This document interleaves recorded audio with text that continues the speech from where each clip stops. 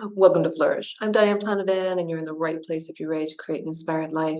And we do so by working on our own personal development so we can be strong role models for those we love and mentor, and strong-minded for ourselves so we can succeed because you deserve to succeed.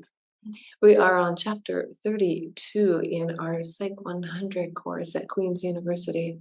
So let's get started. This chapter is all about forgetting and amnesia. This is going to be fascinating, right?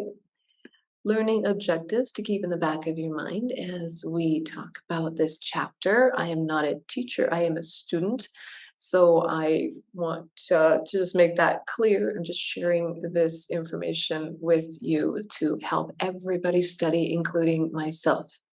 So the learning objectives: identify 5 reasons we forget and give examples of each. Describe how forgetting can be viewed as an adaptive process, and explain the difference between anterograde and retrograde amnesia. Chances are that you have experienced memory lapses and been frustrated by them. You may have had trouble remembering the definition of a key term on an exam, or found yourself unable to recall the name of an actor from one of your favorite TV shows. Maybe you forgot to call your aunt on her birthday, or you routinely forget where you put your cell phone. Oftentimes, the bit of information we are searching for comes back to us. Sometimes it does not. Clearly, forgetting seems to be a natural part of life. Why do we forget? And is forgetting always a bad thing? Causes of forgetting. One very common and obvious reason why you cannot remember a piece of information is because you did not learn it in the first place. If you fail to encode information into memory, you are not going to remember it later on. Usually, encoding failures occur because we are distracted or not paying attention to specific details. For example, people have a lot of trouble recognizing an actual penny out of a set of drawings of very similar pennies or lures, even though most of us have had a lifetime experience handling pennies. However, few of us have studied the features of a penny in great detail, and since we have not attended to those details, we fail to recognize them later. Similarly, it has been well documented that distraction during learning impairs later memory. Most of the time, this is not problematic, but in certain situations, such as when you're studying for an exam, failures to encode due to distraction can have serious repercussions. Another proposed reason why we forget is that memories fade or decay over time. It has been known since the pioneering work of Hermann Ebbinghaus that as time passes, memories get harder to recall. Ebbinghaus created more than 2,000 nonsense syllables such as dax, bap, and riff, and studied his own memory for them, learning as many as 420 lists of 16 nonsense syllables for one experiment. He found that his memories diminished as time passed, with the most forgetting happening early on after learning. His observations and subsequent research suggested that if we do not rehearse a memory and the neural representation of that memory is not reactivated over a long period of time, the memory representation may disappear entirely or fade to the point where it can no longer be accessed. As you might imagine, it is hard to definitely prove that a memory has decayed as opposed to being inaccessible for another reason. Critics argued that forgetting must be due to processes other than simply the passage of time. Since disuse of a memory does not always guarantee forgetting. More recently, some memory theorists have proposed that recent memory traces may be degraded or disrupted by new experiences. Memory traces need to be consolidated or transferred from the hippocampus to more durable representation in the cortex in order for them to last. When the consolidation process is interrupted by the encoding of other experiences, the memory trace for the original experience does not get fully developed and thus is forgotten. Both encoding failures and decay account for more permanent forms of forgetting, in which the memory trace does not exist, but forgetting may also occur when a memory exists, yet we temporarily cannot access it. This type of forgetting may occur when we lack the appropriate retrieval cues for bringing the memory to mind. You have probably had the frustrating experience of forgetting your password for an online site. Usually the password has not been permanently forgotten. Instead, you just need the right reminder to remember it. For example, if your password was pizza0525 and you received the password's hint favorite food and mom's birthday, you would easily be able to retrieve it. Retrieval hints can bring back to mind seemingly forgotten memories. At times, we will completely blank on something we're certain we've learned. People we went to school with years ago, for example. However, once we get the right retrieval cue, a name perhaps, the memory, faces or experiences, rushes back to us like it was there all along. One real life illustration of the importance of retrieval cues comes from a study showing that whereas people have difficulty recalling the names of high school classmates years after graduation, they are easily able to recognize the names and match them to the appropriate faces. The names are powerful enough retrieval cues that they bring back the memories of the faces that went with them. The fact that the presence of the right retrieval cue is critical for remembering adds to the difficulty in proving that a memory is permanently forgotten as opposed to temporarily unavailable. Retrieval failures can also occur because other memories are blocking or getting in the way of recalling the desired memory. This blocking is referred to as interference. For example, you may fail to remember the name of a town you visited with your family on summer vacation because the names of other towns you visited on the trip or on other trips come to mind instead. Those memories then prevent the desired memory from being retrieved. Interference is also relevant to the example of forgetting a password. Passwords that we have used for other websites may come to mind and interfere with our ability to retrieve the desired password. Interference can be either proactive, in which old memories block the learning of new related memories, or retroactive, in which new memories block the retrieval of old related memories. For both types of interference, competition between memories seems to be key. Your memory for a town you visited on vacation is unlikely to interfere with your ability to remember an internet password, but it is likely to interfere with your ability to remember a different town's name. Competition between memories can also lead to forgetting in a different way. Recalling a desired memory in the face of competition may result in the inhibition of related competing memories. You may have difficulty recalling the name of Keganbunkenport, Maine, because other Maine towns such as Bar Harbor, Winterport, and Camden come to mind instead. However, if you're able to recall Kennebunkport despite strong competition from the other towns, this may actually change the competitive landscape, weakening memory for the other towns' names, leading to forget them instead. Finally, some memories may be forgotten because we deliberately attempt to keep them out of mind. Over time, by actively trying not to remember an event, we can sometimes successfully keep the undesirable memory from being retrieved, either by inhibiting the undesirable memory or generating diversionary thoughts. Imagine that you slipped and fell in your high school cafeteria during lunchtime, and everyone at the surrounding tables laughed at you. You would likely wish to avoid thinking about that event and might even try to prevent it from coming to mind. One way that you could accomplish this is by thinking of other more positive events that are associated with the cafeteria. Eventually, this memory may be suppressed to the point that it would only be retrieved with great difficulty. They have 5 bullet points here if you're listening to the show versus watching it on YouTube that I'm going to read. 5 impediments to remembering. Impediments are like blockages. Number 1, encoding failures. We don't learn the information in the first place. Decay.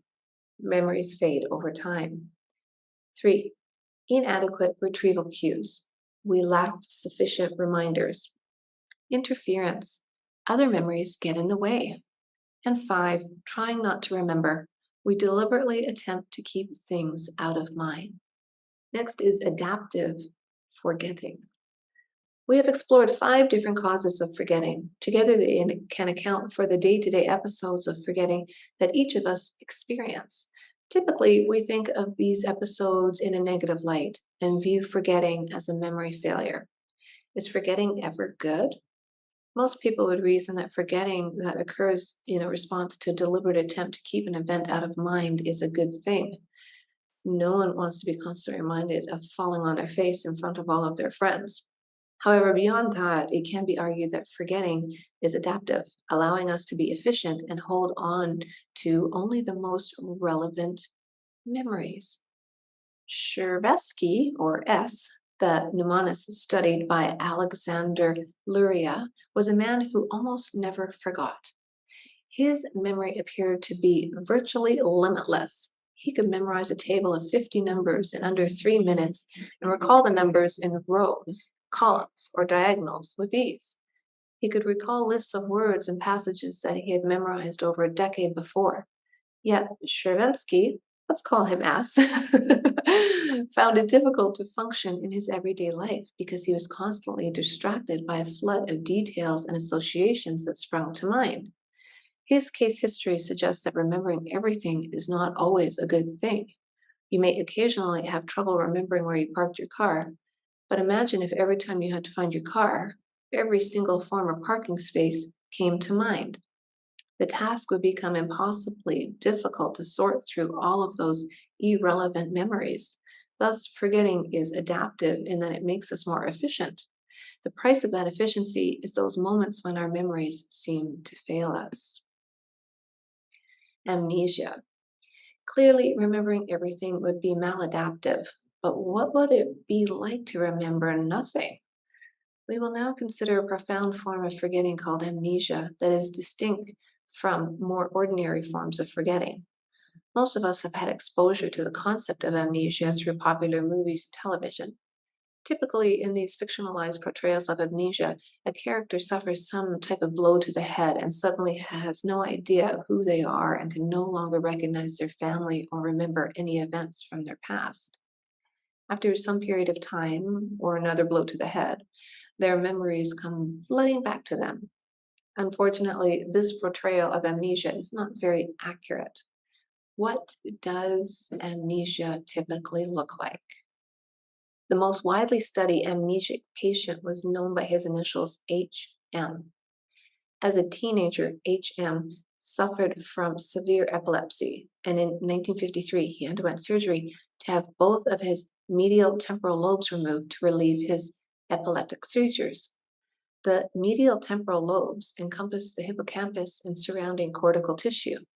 Although the surgery was successful in reducing HM's seizures and his general intelligence was preserved, the surgery left HM with profound and permanent memory deficit. From the time of his surgery until his death in 2008, HM was unable to learn new information, a memory impairment called Enterograde Amnesia. HM could not remember any event that occurred since his surgery, including highly significant ones, such as the death of his father.